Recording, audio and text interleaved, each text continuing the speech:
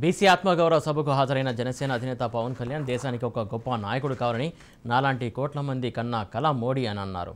2004 నుంచి 2014 వరకు ఎన్నో ఉగ్రదాడులు జరిగినా మోడీ వచ్చాక ఒక్క దాడి కూడా జరగలేదని గుర్తు చేశారు.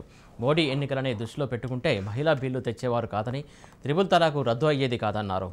రామ మందిర నిర్మాణం జరిగేది కాదని, ఆర్టికల్ 370 రద్దు జరిగేది కాదన్నారు. ఒక దేశ అభివృద్ధికి అంతర్గత భద్రత ఎంతో ముఖ్యమని, ఆ ధైర్యం ఇచ్చినటువంటి లీడర్ మోడీ అంటూ చెప్పుకొచ్చారు. స్వచ్ఛ భారత్, ఉజ్వల యోజన, జల్ధన్ యోజన, గరీబ్ కళ్యాణ్ వంటి ఎన్నో యోజన పథకాలు మోడీ తీసుకొచ్చారన్నారు. 3 దశాబ్దాల పాటు రావాల్సినటువంటి ప్రగతిని ఒక్క దశాబ్దంలోనే సాధించిందని గుర్తు చేశారు. విజన్ 2047 ప్రపంచంలోనే భారత్ అగ్రగామిగా నిలవాలంటే మరోసారి మోడీ రావాల్సిందేనన్నారు. బీసీల జనాభా 10వ స్థానంలో 2014లో 10వ స్థానంలో ఉన్న భారతదేశం ఈ రోజున 5వ స్థానంలో నరేంద్ర మోదీ గారి నాయకత్వంలో మనం సాధించగలిగాం. ఈ రోజున బీసీల గురించే వస్తే అత్యధిక శాతం ఈ దేశం బీసీల జనాభా.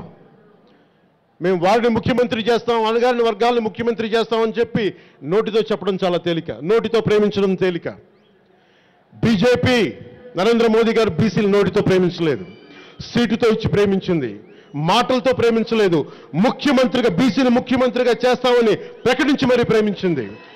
మాటలు చెప్పి ప్రకటించడం తేలిక, ముఖ్యమంత్రిని చేస్తానని ప్రకటించడం కష్టం. తెలంగాణ పోరాటాల గడ్డ, పోరాటం అంతిమ లక్ష్యం శాంతి కోసం, అభివృద్ధి కోసం. పోరాటం అంటే చావడం కాదు, పోరాటం అంటే గెలవడం, లక్ష్యాల్ని సాధించడం. భాగవతం పుట్టిన నేల ఇది, తెలంగాణ భాగవతం పుట్టిన నేల ఇది. బతుకు భారం అవ్వకూడదు, ఈ భాగవతం పుట్టిన నేలలో బతుకు భారం అవ్వకూడదు. మోదీ గారి నాయకత్వంలో బీసీల తెలంగాణ రావాలి, సామాజిక తెలంగాణ నిలదొక్కుకోవాలి, బీసీలు ముఖ్యమంత్రి కావాలి.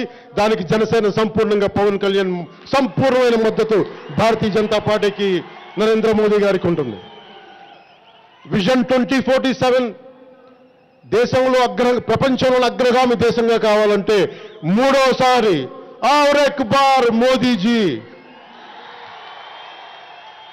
మనస్ఫూర్తిగా మోదీ గారు కావాలి ఇంకొకసారి ప్రధానమంత్రిగా. 2047 విజన్ ని భారతదేశమే ప్రపంచంలో అత్యంత అద్భుతమైన దేశంగా తీసుకెళ్లే బలమైన సత్తా ఉన్న నాయకులు.